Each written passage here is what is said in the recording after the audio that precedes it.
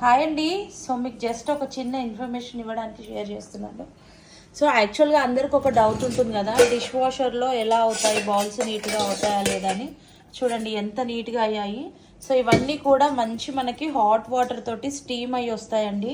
So అన్నీ కూడా మనకి న్యూ బౌల్స్ ఎలా ఉంటాయో, న్యూ గ్లాసెస్ ఎలా ఉంటాయో అలా అవుతాయి.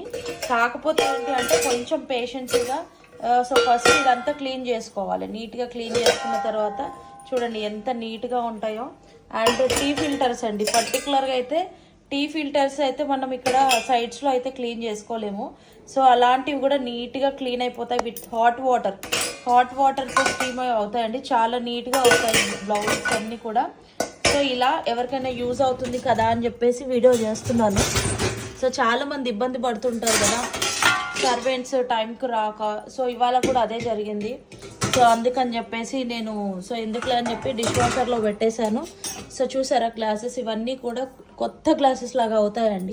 సో చాలా నీట్గా అవుతాయి. సో ప్రతి ఒక్కటి కూడా చాలా నీట్గా అవుతాయి.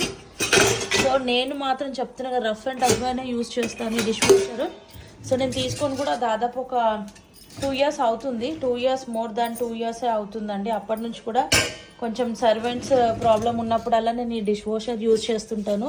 సో మీకు ఎవరికైనా యూజ్ అవుతుందని చెప్పి నేను వీడియో చేస్తున్నాను. ఇదైతే ఎల్జీ అండి.